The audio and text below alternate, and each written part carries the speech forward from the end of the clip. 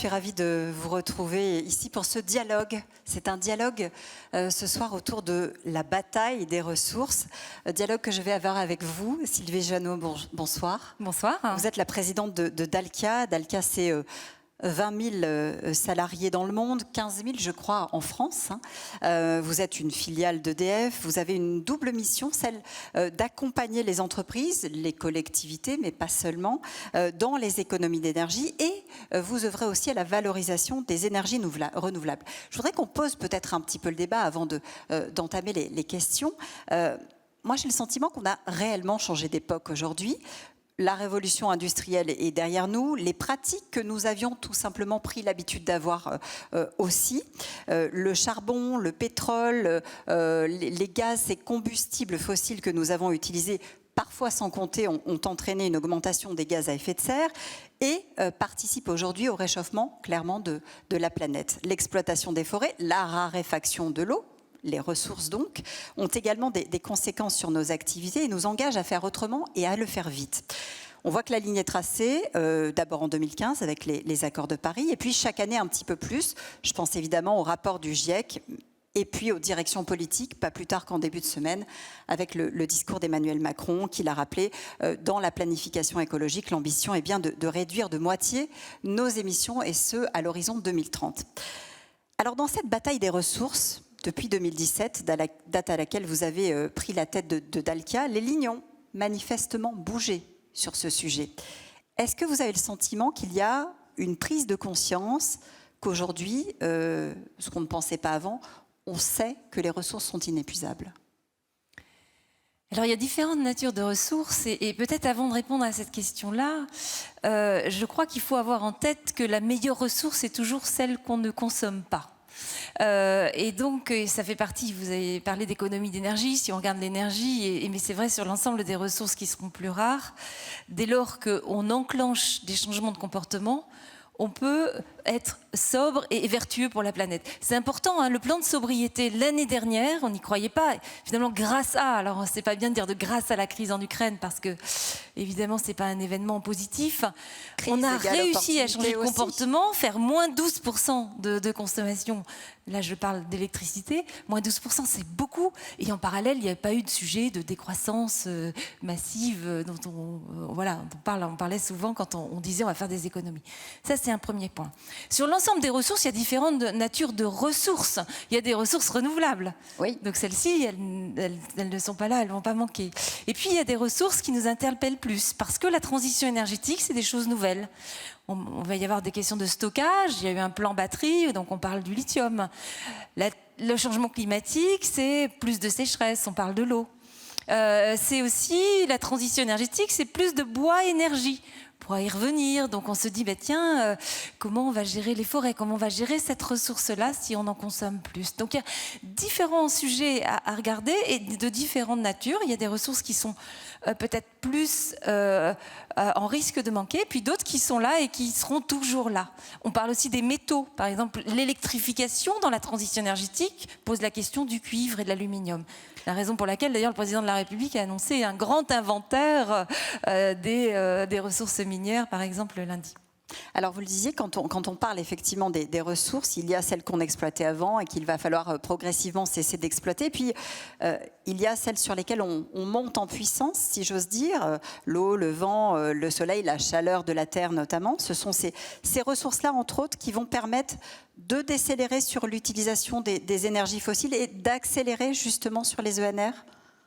Alors c'est important de se poser cette question-là, et on parlait tout à l'heure de géothermie, hein, la personne de la métropole niçoise faisait un focus là-dessus, parce qu'il y a plein de ressources aujourd'hui qu'on n'utilise pas encore dans la transition énergétique, et qui vont pouvoir apporter des solutions, pas assez, qui vont pouvoir apporter des solutions pour se substituer à du gaz ou du pétrole, des énergies fossiles. Par exemple, on parlait de la géothermie. La chaleur de la terre. Voilà, on a évalué il y a quelque temps avec le BRGM, qui est le bureau qui fait toute l'analyse des sous-sols en France, un potentiel de 100 TWh. 100 TWh, c'est beaucoup, puisque vous savez, on consomme 450 à peu près TWh d'électricité en France, c'est juste pour un repère.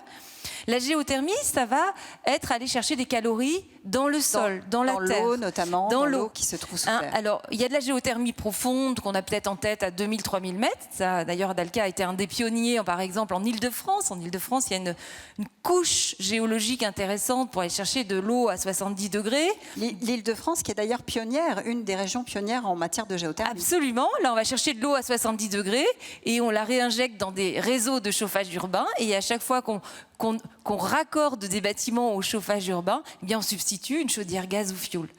On peut aller faire de la géothermie à des profondeurs moindres, ce qu'on appelle de la géothermie de surface, avec des pompes à chaleur géothermiques. Et ça, la ressource, elle est inépuisable. Et donc, on peut aller raccorder des bâtiments et, pareil, là encore, remplacer des chaudières gaz et fioul de façon tout à fait efficace et apporter une solution bas carbone aux logements, aux bâtiments tertiaires. Alors, puisque vous parlez de la géothermie et qu'il est question d'eau, justement, parlons de l'eau, parce que est-ce que ces énergies qu'on dit renouvelables, elles seront toujours disponibles? Est-ce qu'on les a aujourd'hui en quantité suffisante pour remplacer les énergies fossiles? Parce qu'on évoque en même temps, notamment avec la crise de l'eau, la raréfaction de certaines ressources. Mais écoutez, moi, ce que j'aime bien, c'est quand on fait une analyse en local. Chaque territoire a sa façon un peu de fonctionner. Je crois que ma première ministre vient d'annoncer l'idée de faire des COP territoriales, donc de faire des plans du territoire. Ici à Nice, par exemple, on a évidemment la Méditerranée. On peut aller chercher des calories dans la mer pour aller faire des réseaux de chaleur. On fait ça sur les eaux usées. Là, dernièrement, il y a un quartier qui s'appelle le Grand Carénas, un Grand Arénas, écoquartier. On va chercher les calories dans les eaux usées, dans la station qui s'appelle le Grand Aliotis. On fait un échange de chaleur et on va apporter du chauffage et de la climatisation au quartier. On va chauffer. On apporte d'ailleurs de l'énergie bas carbone à l'aéroport, aux bâtiments tertiaires, à des hôtels et à des logements. Donc ça, c'est intéressant. Des énergies du local, ça peut être des énergies qui sont là. De la chaleur fatale, par exemple.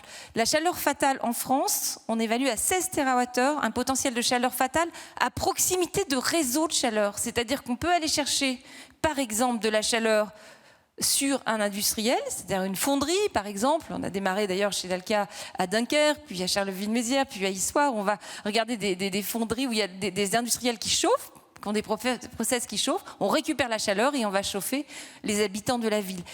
Toutes ces zones de chaleur-là, ce qu'on appelle des chaleurs fatales, qui pourraient être perdues, qui partent aux petits oiseaux sinon, sont des sources d'énergie incroyables du territoire. Est-ce que vous avez fait aujourd'hui, est-ce que vous considérez avoir fait une grosse partie du chemin? Il y a 60%, je crois, environ d'énergie décarbonée. Comment est-ce qu'on fait les 40% qui restent? Comment est-ce qu'on y parvient? Alors quand on regarde, vous avez raison, quand on regarde la chaleur, pour être plus précise, quand on regarde la production de chaleur en France... parce qu'il y a la chaleur et le froid. Ça consomme à peu près 50% des énergies, toutes énergies confondues, la production de chaleur. Quand on parle de chaleur, c'est le chauffage, l'eau chaude et la chaleur industrielle. Et cette chaleur, elle est effectivement majoritairement encore produite à partir d'énergies fossiles, de gaz, de fioul, voire un petit peu de charbon à certains endroits. Eh bien... Pour décarboner cette chaleur, on a plein de solutions. J'ai déjà cité de la géothermie, de la chaleur fatale. Ouais, ça peut être le bois énergie. La thalassothermie aussi, par exemple. Ça peut être de la thalassothermie quand on va chercher les calories de la mer. Ça peut être du biogaz qu'on va substituer à du gaz plus classique. Ça peut être également le bois énergie. Le bois énergie, c'est intéressant de l'utiliser quand on est dans des zones où il y a des forêts et en local, très proche des projets et partout où on n'a pas tellement d'autres solutions. Il n'y a pas de géothermie, il n'y a pas de chaleur fatale à les récupérer, il n'y a pas d'incinérateur de déchets, là on sait aussi récupérer beaucoup la chaleur des incinérateurs, eh bien on peut aller chercher du bois énergie. Juste 2 mots sur le bois énergie, parce qu'il y a beaucoup d'idées reçues. Oui, il y a beaucoup de controverses aussi sur le bois énergie. Oui. Donc c'est intéressant parce qu'il y a beaucoup d'associations qui s'émeuvent de l'utilisation de ce bois énergie et de la manière dont on va le chercher. Absolument. De la localisation. Et la filière bois précise, en France, en général, on le source en local. Alors absolument, de toute façon, les projets ne sont pas accompagnés par le fonds chaleur de l'ADEME si on ne va pas à moins de 100 km autour du projet, donc première chose. Et le bois énergie, en aucun cas, c'est brûler tout un arbre, en aucun cas. Quand un exploitant forestier valorise un arbre, il valorise d'abord son arbre dans du bois d'œuvre ou du bois d'industrie. Nous, en bois énergie, on utilise les branches quelque sorte les déchets de l'arbre, les branches qu'on n'utilise pas autrement. Il faut avoir en tête que la forêt est en croissance en France. Aujourd'hui, l'exploitation forestière n'utilise que un tout petit peu plus de la moitié de la croissance. Donc, ceci étant, comme on va avoir des besoins qui augmentent, je vous ai dit qu'on allait substituer les chaudières gaz, fuel des industriels par exemple par du bois énergie, il va falloir faire attention à cette ressource, il va falloir se préoccuper de la façon dont on replante, la façon dont on exploite les forêts, la façon dont on peut certifier éventuellement ou labelliser cette exploitation forestière qui est essentielle aujourd'hui dans la décarbonation de l'industrie et des territoires. C'est d'autant plus important que, si j'ai bien suivi, la biomasse, c'est une des pistes aussi qui a été évoquée par Emmanuel Macron. D'ici 2027, les 2 dernières centrales à charbon vont être converties précisément à la biomasse. Absolument, on a cité ça, c'est des centrales électriques qui fonctionnent uniquement en pointe, mais chez des industriels, il y a énormément de chaudières aussi pour produire une chaleur, tout simplement. Et tous ces procédés-là, aujourd'hui, eh bien, on arrive à décarboner en apportant des chaudières bois énergie. Il y a des appels à projets aujourd'hui qui sont conduits par les pouvoirs publics, accompagnés financièrement et qui nous permettent de décarboner l'industrie de façon massive. L'autre ressource à laquelle on ne fait pas souvent référence, et pourtant elle est essentielle, Sylvie Janot, c'est la ressource humaine. Des bras, oui. Des têtes aussi, pour oui. accompagner finalement cette transition, équiper, réfléchir, accompagner les changements. C'est peut-être la première des difficultés aujourd'hui ? C'est un sujet extraordinairement stratégique. Si nous n'avons pas effectivement les ressources humaines pour réaliser les projets dont je viens de parler, pour aller chercher de la chaleur sur des sites industriels, chauffer du chauffage urbain bas carbone, faire des économies d'énergie, on ne réussira pas cette transition énergétique. C'est clé. Et aujourd'hui, Dalkia recrute, on va recruter plus de 3000 personnes cette année. Je peux vous dire que c'est pas très facile. Mais on est pourtant sur une filière qui a du sens, qui en théorie oui. parle notamment aux nouvelles générations, qui appellent cette conversion de leurs vœux. Pourquoi est-ce que ça ne fonctionne pas ? Pourquoi est-ce que cette ressource elle est si difficile à trouver aujourd'hui ? C'est une filière qui est extraordinairement porteuse de sens. Donc on se dit tous les jeunes vont se précipiter parce qu'ils appellent de leurs vœux l'action dans la transition énergétique. C'est pas forcément le cas parce que ce sont des métiers techniques. Ce sont des métiers techniques qui aujourd'hui ne sont pas forcément parlants. Je veux dire qu'il n'y a pas forcément, je dirais, une correspondance très facile en disant je vais agir pour la transition énergétique, mais je vais faire un diplôme en génie électrique, en génie climatique, je vais devenir frigoriste, ingénieur, chef de projet, etc. Et donc c'est à nous de faire cette pédagogie-là. On a un rôle extrêmement important pour attirer les jeunes, les moins jeunes, ceux aussi qui veulent se reconvertir, ceux qui sont éloignés de l'emploi. Il y a 300 000 emplois qui vont être créés par la transition énergétique d'ici 2030 en France. C'est un formidable défi sociétal et je pense que toutes les entreprises ont intérêt à s'engager pour attirer ces jeunes. Moi, je milite pour qu'on labellise un petit peu les diplômes. On leur dit, voilà, vous vous engagez, vous allez dans un lycée professionnel, vous faites un diplôme de génie climatique, ça veut dire que demain, vous allez travailler pour la transition énergétique. C'est une filière porteuse, c'est une filière où il y a des parcours professionnels, vous allez pouvoir évoluer. C'est une filière qui, à mon sens, est aussi facteur d'ascenseur social, puisqu'on va démarrer en lycée pro et on peut terminer ingénieur ou chef de projet. Et puis, j'espère que ce sera une filière qui attirera aussi des jeunes filles. Oui, les femmes, voilà. Je sais que c'est un sujet qui vous tient particulièrement à cœur. Est-ce que, et ce sera ma dernière question, est-ce que le cadre réglementaire peut aussi être un accélérateur de prise de conscience ? Parce que vous travaillez avec les entreprises, avec les collectivités. C'est elles qui doivent faire la conversion. Vous êtes un accélérateur, mais est-ce que le cadre peut aussi les pousser davantage à agir et à agir plus vite ? Là, vous me parlez des jeunes, oui. Le cadre réglementaire, il est là. Il y a aujourd'hui des fonds qui sont là. On a parlé de France 2030 il y a quelques minutes. On est accompagné par le Fonds Chaleur sur tout ce qui est réseau de chauffage bas carbone ou réseau de climatisation. Il y a des certificats d'économie d'énergie sur l'efficacité énergétique. Donc, on a un cadre qui est nécessaire. C'est le cadre réglementaire local, voire européen, national, voire européen. Et puis, on a besoin d'une vision politique locale pour orchestrer ces projets, pour en faire de la pédagogie et pour donner envie en local aux acteurs de se mobiliser parce que c'est créateur d'emplois. Et je reviens sur ce sujet de l'emploi. Tout ce qu'on fait en énergie locale, c'est de l'emploi non délocalisable qui se fait sur le terrain au sein des métropoles. D'un mot, puisqu'il nous reste quelques secondes, la bataille de ressources, elle se joue aujourd'hui, elle se joue au niveau individuel aussi. On a tous un rôle à jouer dans cette bataille. Oui, et je reviendrai sur mon message initial de cette sobriété, de l'efficacité énergétique, de économiser les ressources, de recycler les ressources. Je parlais du cuivre et de l'aluminium tout à l'heure. Si on sait bien recycler, on aura moins de problèmes de volume dans le futur.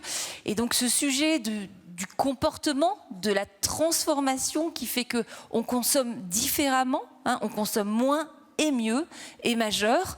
Et je rejoindrai quand même autour de ça pour nous accompagner sur ces questions de comportement. Le sujet du numérique qui a été également abordé cet après-midi est essentiel. Il faudra de plus en plus gérer techniquement les bâtiments avec des solutions numériques. Il faudra être accompagné pour nous dire à ce moment-là, à tel moment de la journée, il ne faut pas consommer parce que ce n'est pas la bonne énergie. Et ce sont des écosystèmes finalement qui vont se créer et que nous allons avoir à optimiser. Et le numérique ici sera un vrai facteur d'accélération. Merci beaucoup pour ce dialogue autour de la bataille des ressources. Merci à vous. Sylvie Géano, présidente de Dalkia, merci d'avoir été avec nous. Dans un instant, on va parler de la finance, amie ou ennemie de la planète. Je vais vous laisser en compagnie de Jean-Christophe Tortora.